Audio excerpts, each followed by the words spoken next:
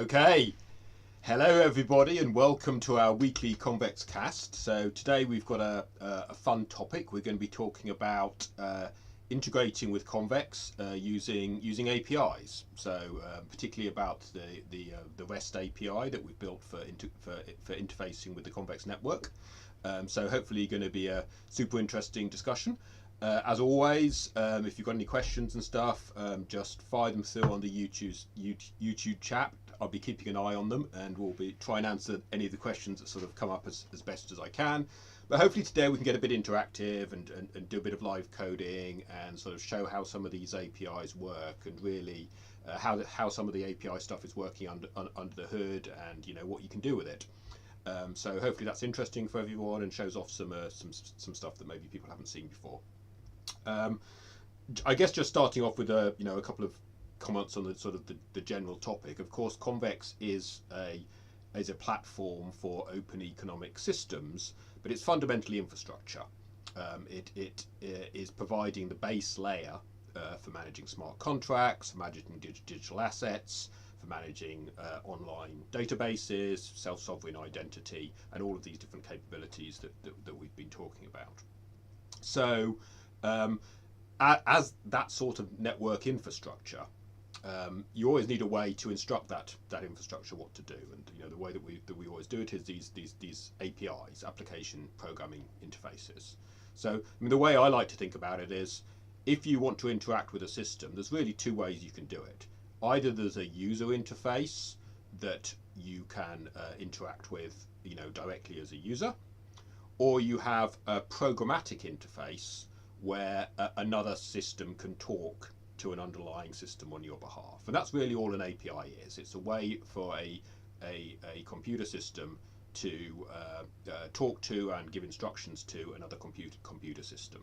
So it's not something that users would use directly, but if you wanted to build, for example, a user interface or an app that works with Convex, you would use one of these underlying APIs to talk to Convex. So that's the way of talking to the network. So it's very important. Getting the API right and making sure that it's got all the right capabilities is what makes it easy and convenient for people to build systems on top of Convex. And actually Convex has multiple APIs. I think there's probably three that's most interesting to developers. The first one is there is a binary API. So Convex has this very fast and efficient binary API, which is custom built for Convex. It's very fast. It uses just a few bytes of data. It's very, very efficient in terms of memory and bandwidth consumption. And that is the fastest way to interact with Convex. And that's what the peers in the network use to talk to each other, to send messages to each other. But you can also use that as a client of the network if you want. If you've got a client that wants to talk to the binary API, it can absolutely do so in the same way that peers talk to each other. But that's a little bit complex, and it's very much specifically built for Convex and some of the more sort of hardcore use cases that exist within Convex. So typically that's not what most developers would interact with. It's got its special use cases, and it's certainly the fastest way, but it's not the sort of standard way. I think the second way that you can interact with Convex is sort of a bit of a cheat, but you can actually create a program that has an embedded peer inside and let the embedded peer do all the talking to the network. Now, this might make sense, for example, if you're building a server application and you want to be able to talk to the Convex network, and you also maybe want to do some more advanced things, and you want to have your own peer running locally so that you can directly talk to the peer. So that's kind of like an embedded version of an API. And this is just a pure Java API. Yeah, so if you build a Java application, you can use Convex as like a library and run it in an embedded mode within your application. Now, that may make some sense for some applications. Usually that makes most sense if you want to do something like analytics. If you want to be able to look directly at the data structures within the peer and do some kind of advanced analytics or some other sort of more infrastructural stuff, running an embedded peer might make sense for you. But again, that's probably not what most developers would typically want to do, and it's obviously a bit of overhead if you're going to be running a peer on top of your application. And certainly that's not what you want to do if you're building a user interface for regular users. You know, they're not going to be, you know, running an embedded peer. They're just going to, you know, talk to an existing peer. So that's an option, but it's more of a specialist option. And the third way, and I think this is probably by far the most sort of standard way that people would interact with the network, or it's the most standard API for interacting the network, is to use the REST API. So what is a REST API? REST APIs are really a way of talking to the system that uses the protocols of the internet. So HTTP, HTTPS for secure connections, and is really just, it's like the user of the API is really just acting like a web browser. You're sending a web request to the API, and you're getting back responses that, you know, look like a website might return back some HTML to you or something like that. And over the years, this has turned out to be probably the most popular way of integrating with APIs. And I think there's a few reasons for that. I mean, first of all, everyone understands HTTP, so the protocol, it's very well established, it's very well proven, it's got a lot of capabilities in it. It, you know, does some things badly, but most things it does pretty well. And a lot of tools know how to talk to HTTP based systems and APIs. So it's kind of natural that we say, well, we're not just going to use HTTP to talk to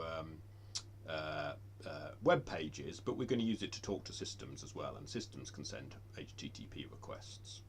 So I think that's a very important reason. It's there. It's well tested. It's a well understood way of interacting with a server. I think and this is an advantage, because it means that, you know, all the infrastructure around talking to web servers just works for talking to APIs as well. And then the idea, of course, that these APIs can follow standard conventions. Yeah, so they can use standard data formats like JSON for data. They can use the standard ways of passing arguments like query parameters or web forms, these kind of things. And that just makes it very, very efficient and easy to build a system that sort of interacts on these bases.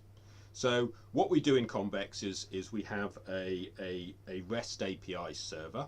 It's like a web server component that really runs alongside a peer. So the REST API server runs next to the peer, it connects to the peer, and it sort of relays instructions that come over the web to the peer, and then the peer then does all the consensus stuff and making sure that the transactions are executed across the whole network.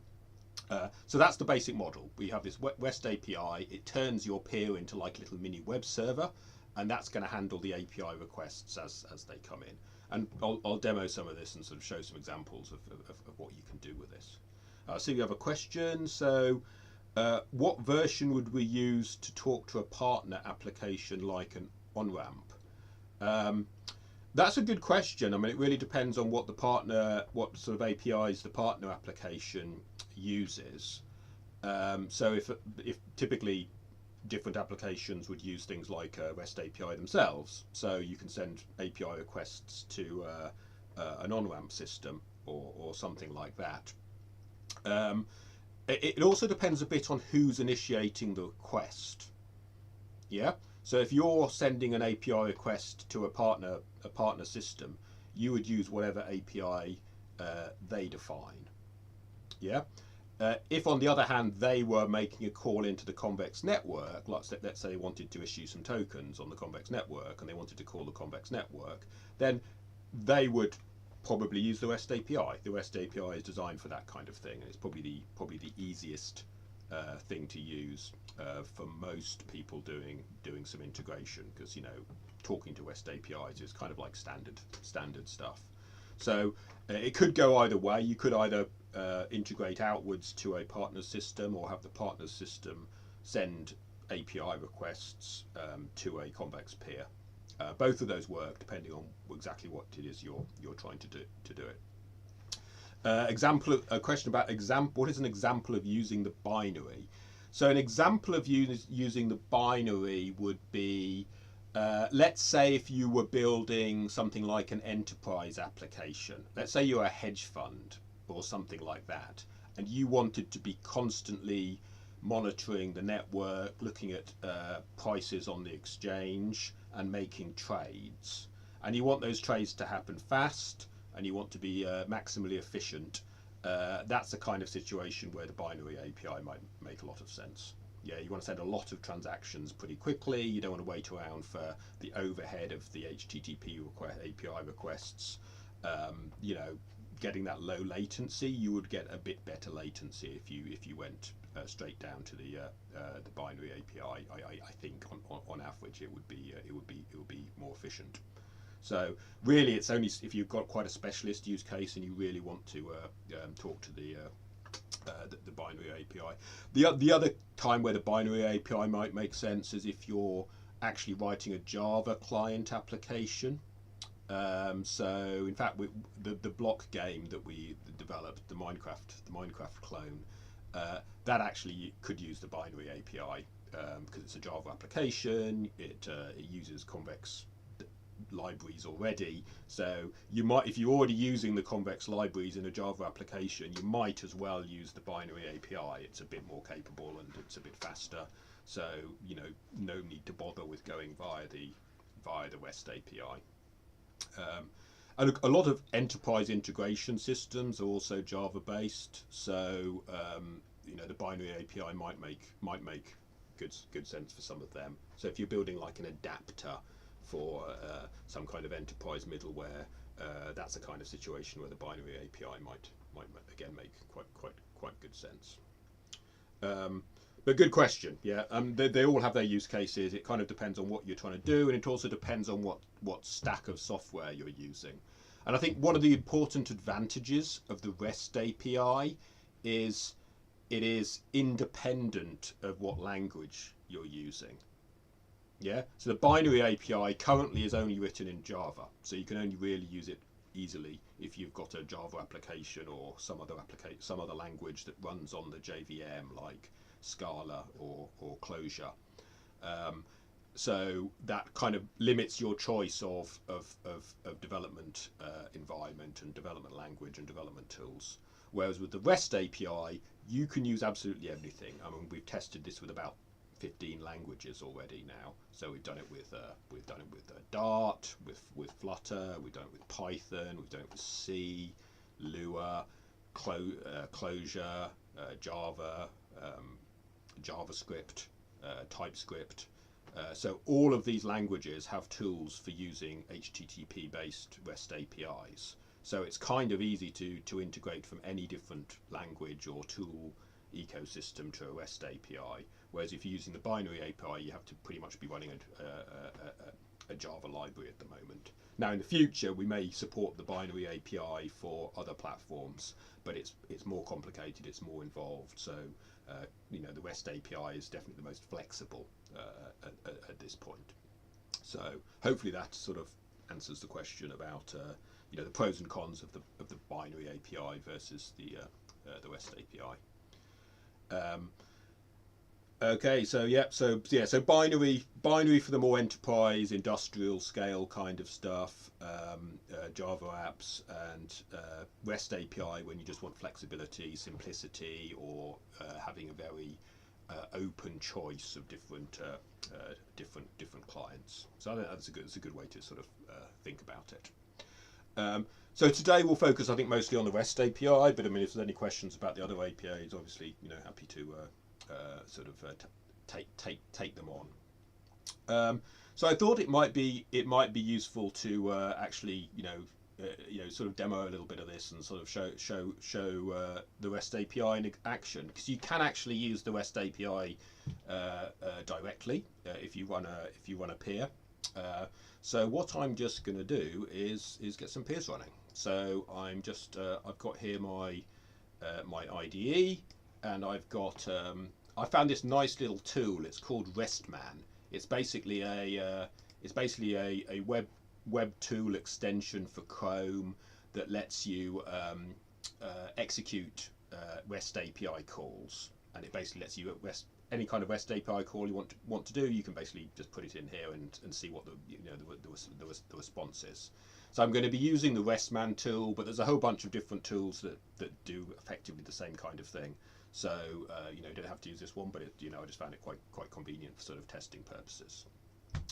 So what I am going to do first is I am going to spin up some peers. So I have my IDE, and I'm just going to run, just for simplicity, just so that we see what's happening, I'm going to run the Convex desktop interface, and I'm running 3 different peers here at the moment, so you can see what their public key is and which port they're running on, and a little bit of metadata about each of them.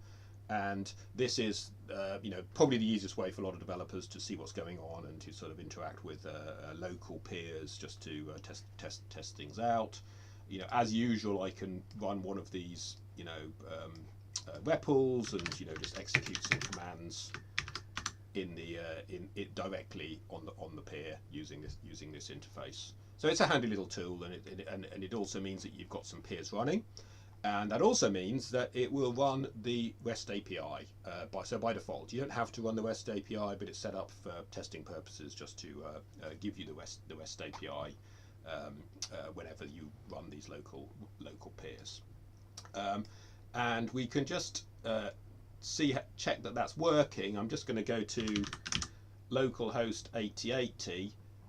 You actually see this little web page. It's a little mini web page. It just says, okay, there's a Convex peer server running here, and it's got some links to the Discord and stuff like that. So that's just telling you that there is now a web server now running on my local machine. It's on port 8080, and it's running the Convex REST API.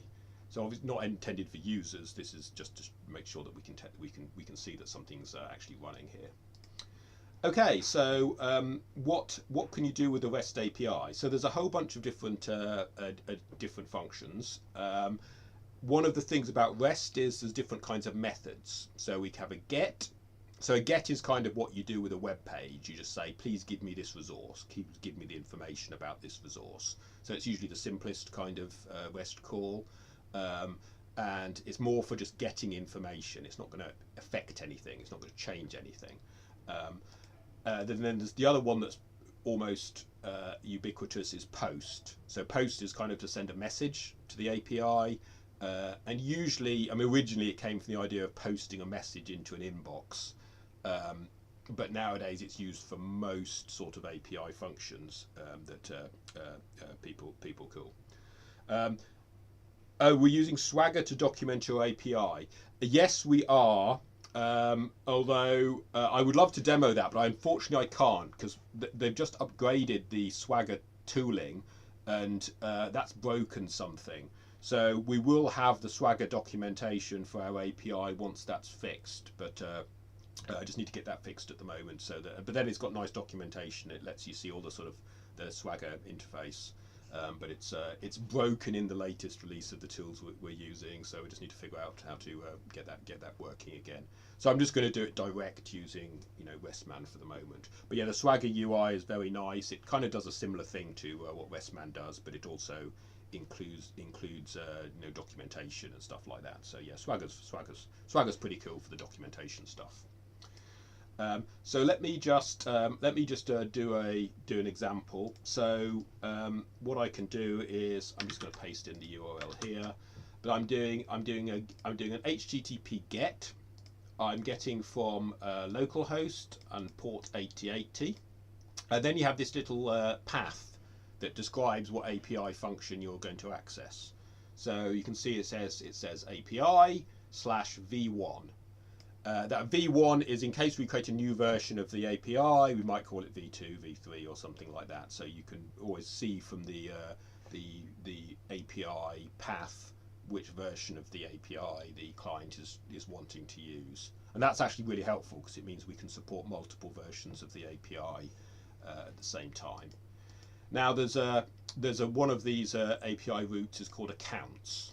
So accounts is an API route that lets you get information about any account that's sitting there on the network. And I'm just putting in 12 as an account, for example, because I know that one exists. I'm just going to run that, and we get an answer back. And so I'll just explain what's going on here. First of all, there's a status that tells you kind of what happened at the high level. So 200 is like the success status in the web and also for REST APIs. Basically said your request worked.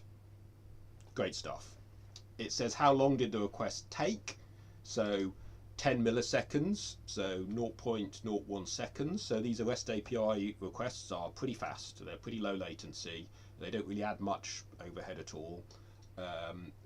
So you can get a lot of requests. We've had hundreds of thousands of requests per second testing this stuff. So it's really slick.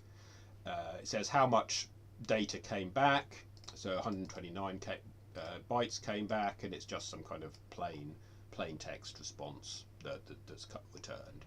What actually was the response? Well, here you can see that there was a response. There's some headers here, so when it happened. But the most important thing is the response body. So the response body here is a little JSON object, so JavaScript object notation, which is pretty standard for REST APIs, and it tells you some sort of information about the account. So we're asking information about account number 12. It's told me that the sequence number is 2, the address is 12. I mean, that's good news. If it wasn't 12, we'd have got the wrong account. It's got no memory size on the account, so the account itself isn't actually the object that represents the account isn't using any additional memory or anything. It's got a balance, so that's how many Convex coins this account has. It has an allowance, a memory allowance, so it's got 10 megabytes of memory allowance. So this is one of the sort of peer accounts, so it's got like plenty of balance, plenty of allowance built in. And this is a user account. So that's sort of some key information about the account that you might be interested in. And now that should be, I think this one here is probably this first peer here. Let me just check. Address. Yeah, so this peer here has address number 12, and its balance is 867, big number, and I'm pretty sure that that's this one. Yeah. Now if I run it again, because I just did some stuff on the peer, I just executed a couple of transactions, querying the balance and the sort of info on the peer. If I run this again, what we should see is this should update slightly. So it now says sequence 4. So this account has had 4 transactions now. Still got the same address. The balance has probably gone down very slightly from those transactions that I executed. So this is kind of a live query. It's querying the live status of this account according to what the peer knows about the sort of the latest account information. So this is kind of cool. So you've got the ability to look at account information using the API, using one of these sort of GET requests. But of course, we want to do more than just query information. We're actually going to want to send some requests to actually do something useful. So the next one and now GET is generally for getting information. We're going to switch to POST now, and the simplest thing you can post to is the query API endpoint. So the query API endpoint is saying, hey, I'd like to run a query on Convex. Now queries are free. Great thing about queries is they don't cost any transaction fees. So you can do as many as you like. You're not going to pay any Convex coins for running lots of queries, and they're very fast, very efficient. And in order to do a query, we have to actually provide a little JSON object saying, you know, what's the query that we're actually trying to make. Yeah. So in this case, I'm going to say, well, I want to run the query as if I was address number 12. Yeah. And what I want to do is I provide some source. So what's the source code for the query that I want to run? And now I can put in here, it's going to need a comma.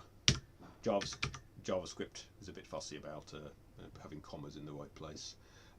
I can put any Convex Lisp code in here, source code, and it's just going to compile that. So I can add some numbers together, for example, and let's just run that.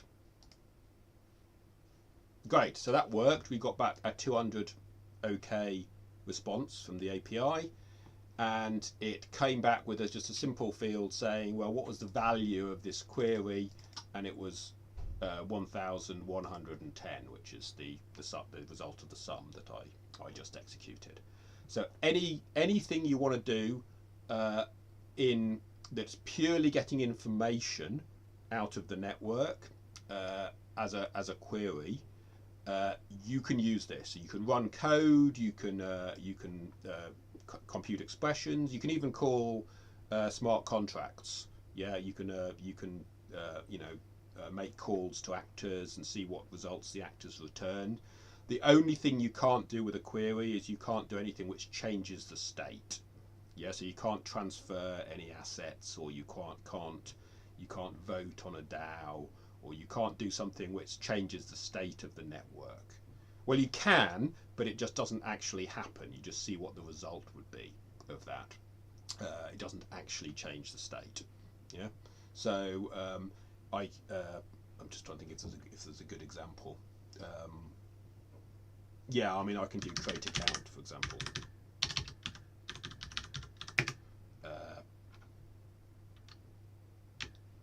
Or I can deploy some code. How about that? So if I deploy code, I just deploy nil because it's just creating a new actor. I execute that. It's going to come back with a value 57, which is in fact the address of a newly deployed actor, but it hasn't actually created the actor. All this has said is if I ran deploy nil at this point, it would have created a new actor with the address 57. Yeah, it hasn't actually created the account with the address 57. If I go back in here and I scroll down here, I've only got 56 accounts still. It hasn't actually happened.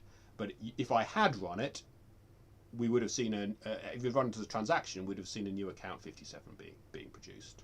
Yeah, but it hasn't actually been executed in the global state.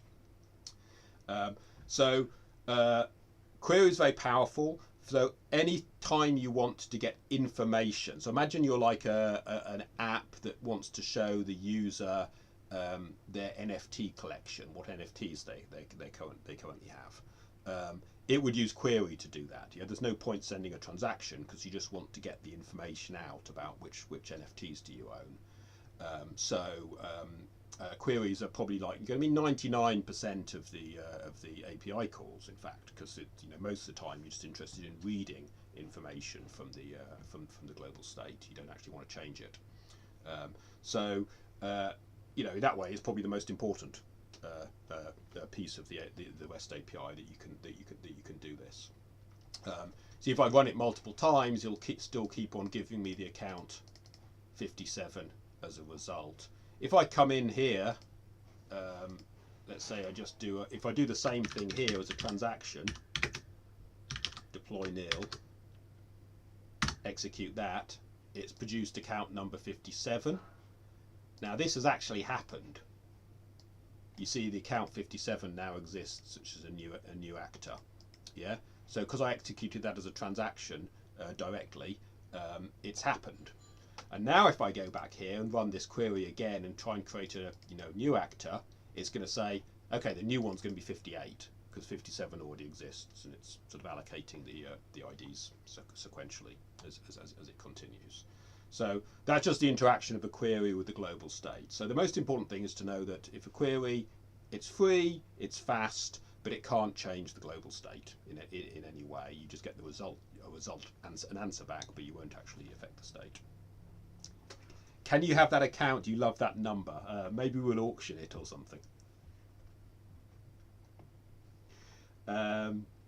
Okay, so next one to demo. So we have a create account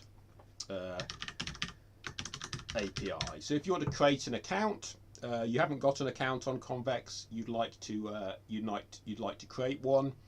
What do you need for create account? Actually, the most important thing is you need let's delete this.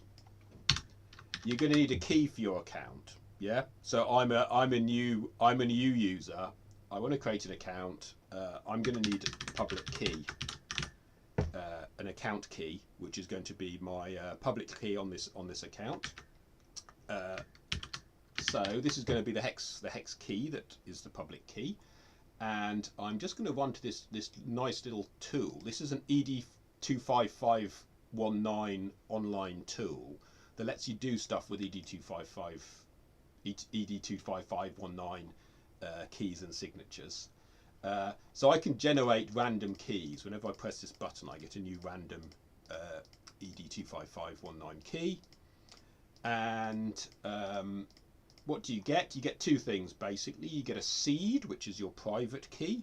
This is the one that you don't want to give to anyone else. That's the not your keys, not your crypto one.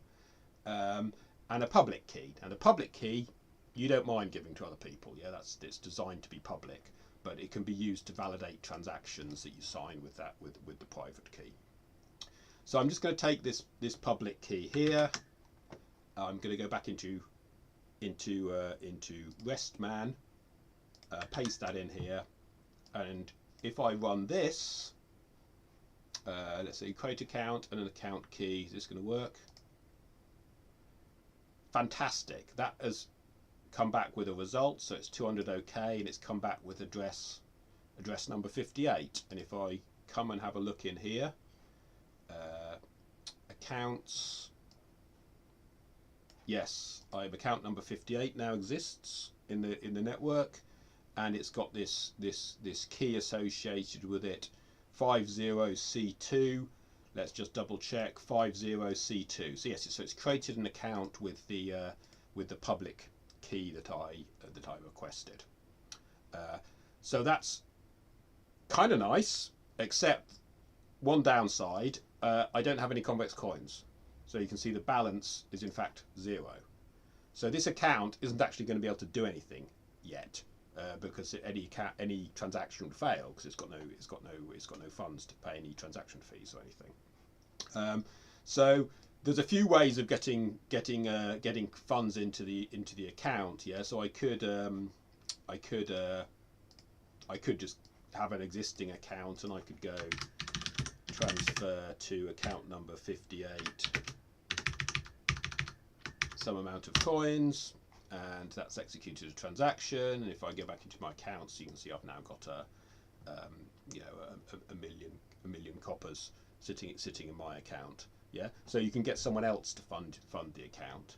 The other way is if the peer is feeling generous, and this is not guaranteed, they're not going to guarantee to do that, but you can request in this API, you can say I'd also like some faucet money for free please, and you can put in a let's say let's just so I can see a different number, let's put 333, yeah, something like that. So this is an amount of coins, it's got a comma.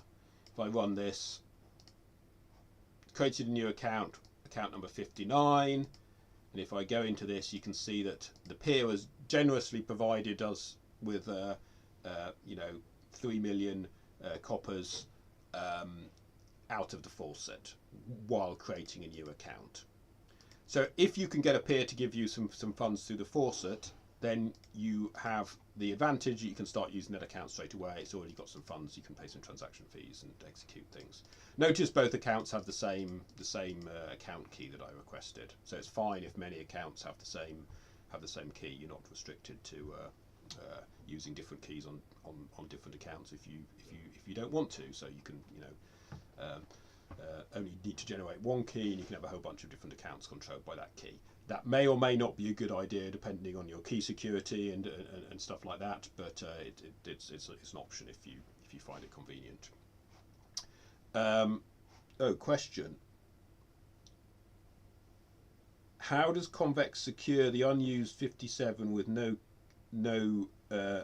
keys, no coins, no data? How can anyone else take it over? So the 57, so the one that's got, you mean the actor? You can't do anything with that actor now. That actor's got no code, and it's got no key. There's nothing you can do with that actor. It's dead. So you wasted your money producing that actor because it's not going to do anything useful. Now, what you could do is you could. We're getting into a little bit of a. We could set a controller, yeah. So I could do deploy set controller.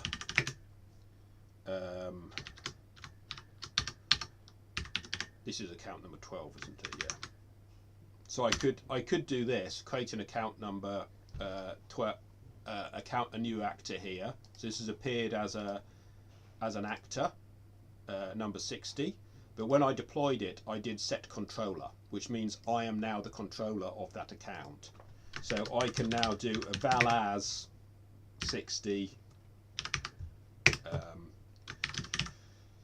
So that was an actor. Let's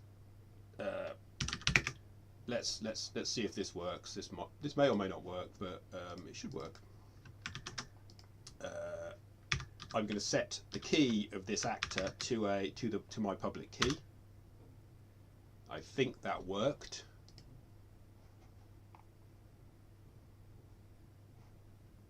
Did that work?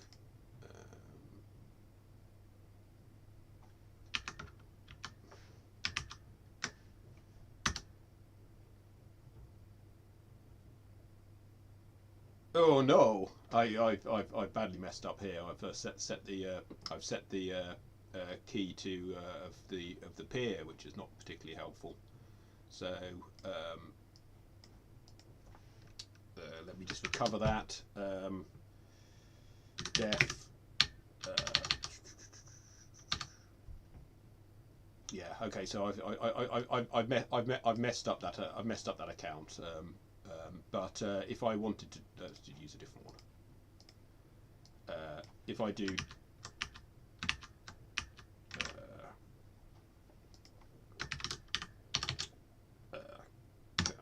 deploy, danger of live coding, so deploy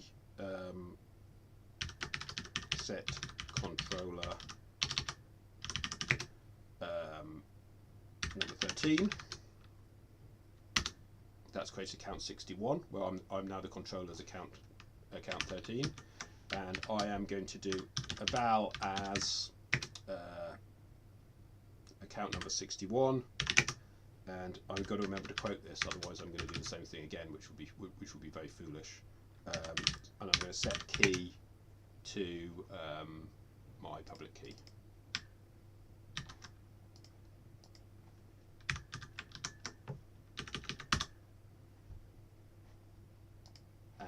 If I've done that correctly, 61. So the actor that I deployed, because I was the controller, I was able to set the public key on that account. So I've now recovered that account, and 61 is now linked to my my key pair, so I can now execute transactions properly on that account. So yeah, kind of useful.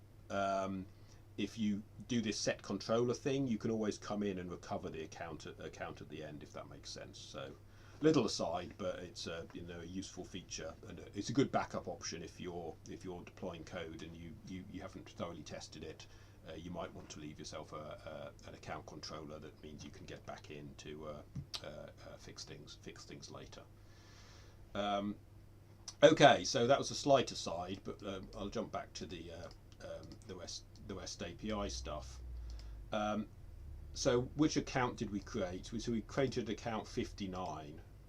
That's probably a good one to use, which has the correct key and has some coins in it. So if I wanted to actually do a transaction through the API, we have this transact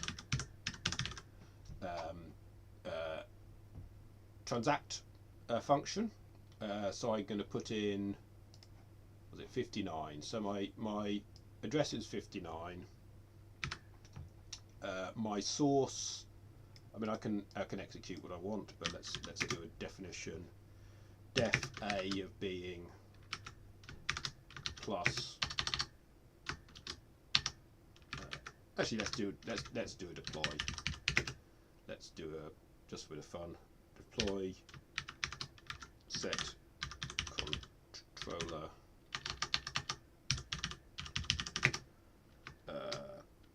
and this little trick is to use the key of the current account. So I'm deploying a new sorry, station address. This will deploy a new actor where I'm the controller if I've got the right number of brackets, and because I'm going to need to sign this, I'm going to need my seed. So my private key. I'm going to give a massive great security warning here. This is actually going to send my seed to the server to sign the transaction. In production, you wouldn't do this. Yeah, you would sign the transaction separately and send the signature. And you can do that with the API as well, but it takes an extra step because you've got to send the transaction to it and then get the hash back and sign it and send it back. So just for simplicity, I'm using this shortcut. You definitely should not do this if you care about your key security, because the peer that receives this request is going to get to see your private key. Yeah, so don't do it in a situation where you've got some serious funds behind one of these accounts, because it is a risk. But for demo purposes, it's fine. So I'm going to do advantage 59. I'm going to deploy a new actor, and I'm going to set the controller to be myself, and I'm providing my seed, which means that that it'll sign the transaction. Hopefully this works. Fantastic. So I executed that. It has come back with 62, which is hopefully a new account, a new actor, and I should be the controller now of that actor. Let's just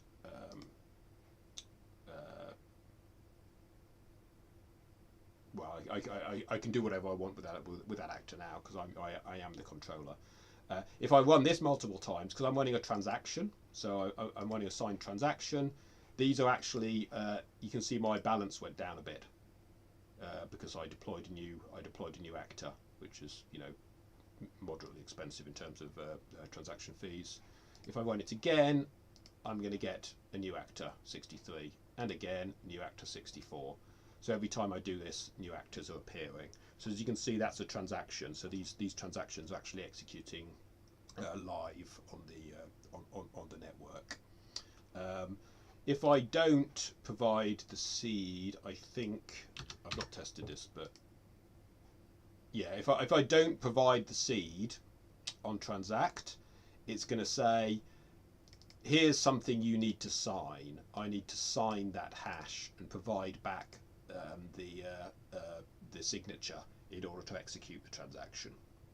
Yeah, so that's how you do it if you wanted to do it the secure way, is to send your code, get back the hash, sign that hash, and then submit the transaction with the full signature at the end. So you can do it both ways. That would be the more secure and recommended way of doing it. And in fact, all the client libraries do it that way. They do it the secure way, which is important. Most important thing, we've now covered 95% of what any Convex application will need to do with the REST API. Yeah, you need to do queries so that you read information from the global state, from the network. And we've done transactions, so transactions where you're signing them with a private key and executing those transactions on the network. 95% of what an application needs to do, possibly 100%, is covered by those two things. Yeah. So this is really powerful. We've got a just two API functions lets you do anything you want on Convex effectively. Yeah. For majority of use cases. There might be some specialist things you want to do that require some of the other API functions, but that's basically all you need. And notice I don't even need to use the create account function. Yeah, so I can create an account like I did here by doing a deploy, or I can do a create account command. Let's just do it. Yeah, I can do create account. And I'm going to need my seed, aren't I? Seed of that, and I can create an account with yeah, I might as well use the same key, but I can do this, and this will just create accounts.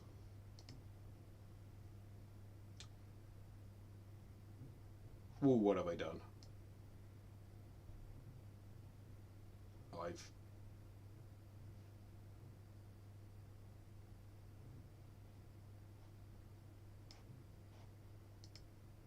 I used my public key instead of my seed, so of course that didn't work. It gave me a signature.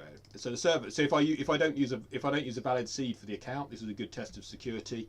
Then I'm going to get a signature error. Yeah. So my signature wasn't valid for the account number 59. If I put in the correct seed, it should work.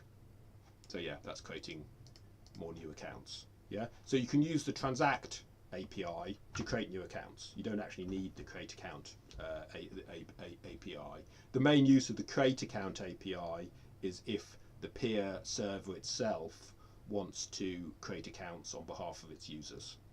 Yeah, possibly using the faucet to give them some initial coins. So both options available. Probably in production, most peers won't create accounts for random users. They'd only create accounts for users that they trust. Yeah. So imagine you're building a mobile app. Your peer might be willing to accept create account requests from a registered user on the mobile app, but wouldn't accept create accounts from just any random person on the internet, because it can be costing you money creating them and giving us some coins out of the faucet. So unless you're feeling particularly generous, that's probably a public service that most peers wouldn't generally offer, but they can if they want. They can obviously do that. So yeah, so that's basically that's most of the interesting or most of the important parts of the API that we've covered. Yeah, you can create accounts, you can query, you can transact on behalf of one of these accounts. You can either provide a private key directly, which is the sort of the quick method for testing, or you can separately do a prepare and a submit with the signature for maximum security and all of that. Now there are a bunch of other things in the API, so stuff like getting some peer information, that kind of thing. Let's try that. Let's just try getting some peer information. So what's it? This peer.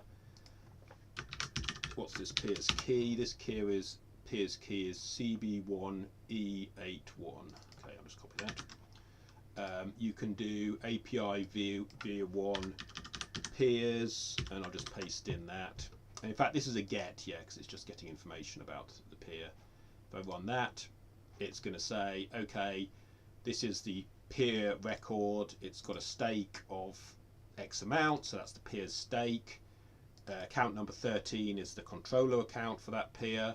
It's got some metadata, so it's got a URL localhost 53357, which is yes, that's this address here of this peer in the middle, 53357, and it's got no delegated stake, and there's an empty timestamp at the moment.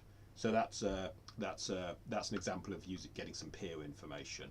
And there's a bunch of similar things that are kind of useful in various contexts, but they're not critical to make an application work. Question: assuming the API will be part of a peer, who will control the access to the API? So that's up to whoever is running the peer, the operator, whoever is the peer operator. Yeah. So if you don't want to run the API, you don't need to run it. If you want to run it and make it open, you can. You probably don't want to make the faucet available to everyone, but there's no cost to a peer of letting people run queries or transacts apart from like a little bit of processing. So typically a peer would want to be able to run a query, at least the query part of the API, probably the transact. They may or may not want to allow create accounts or faucets and stuff. If the peer wants to, they can enforce authentication. Yeah, so they can say, well, look, you must have some authentication, either basic authentication or some more sophisticated authentication to identify the API user. So you could use an API key or something like that. And again, that's at the discretion of the peer operator whether they want to enforce that access control or not. For a public peer that's willing to serve queries and transactions, that's probably not necessary. But if you're allowing people access to a faucet or create account or stuff like that, then you probably want to put some access controls on that. But it's totally up to the peer operator what access controls you want to put on top of that. Hopefully that sort of answers the question. Question about the API docs. So the API docs, once Swagger's working again, it's currently not working, but once it is working again, you'll be able to just click Swagger API and see it's broken at the moment. It's saying no API definition provided. There is an API definition, but it's not finding it at the moment. So I'm not quite sure what's gone wrong there, but it's that will get fixed. But and you'll actually see the Swagger documentation once that is back up and running again. If you also want to dive into the code, so the code's it's quite fun. We use this little library called Javelin, which is a very, very lightweight, fast API server, and it's kind of quite nice. There's a bit of setup stuff, but you just basically say, well, I want a query command. So there's a bit of a prefix. The prefix is just the API v1 bit. It says if you do an application post to the query, then you run this function here, run query, and then this code here is just the implementation of a query. So what does it do? Well, it gets some JSON body, which is the body of the request. It makes sure there's an address in the JSON body. If it hasn't got a address, it throws a human readable error message. Query requires an address field, this kind of thing. It does a few checks. Most of this is actually error checking. Yeah, when you actually implement REST APIs, you find a lot of the code is simply just checking that the user's done the right thing and giving them an appropriate error message if it goes wrong. The actual implementation of this is really just this. Yeah, as one-liner. So it's Convex is the underlying Convex network connection, and it's just doing a query sync. So a synchronous query. So I want to take this code and the address that the user's using, and I want to wait until the result comes back. So it's a synchronous query. So the API is just basically doing the error checking and then handing the query and a bit of processing, formatting, stuff like that, and then just handing the query to the underlying Convex connection, and then that's executing the query, coming back with the result, and then it's just returning the result in JSON form. So most of this is just error checking code. It's really just this one liner here really that actually does all the work. So it's actually quite easy for us to create API endpoints, add new endpoints, and vary the logic and the rules of these endpoints. So it's quite a nice little system, really. So if anyone's interested in how to make API servers work, it's kind of a fun bit of code to dig into. And then the other side of the API, so the client side, we have this client class. This is the Convex client library. So it's a remote. This is the remote client connection. So rather than the binary connection, this is the REST API connection. This basically has a bunch of stuff about URLs, but if you look at some yeah, exactly. So this is what it's doing. Yeah. So under the hood, if you try and do a query using as a client and you give it some code, well, what it's doing is it's constructing a query message as JSON, and then just doing a post. So exactly the same as RESTman is doing, but it's doing it in code. So it's doing a post to the URL plus this API v1 query, and it's sending the JSON, which is the query request in the body of that. So it's doing exactly the same thing that I was doing with the RESTman, but it's just using code to do that. And this is all using standard Apache. It's using a standard Apache HTTP libraries.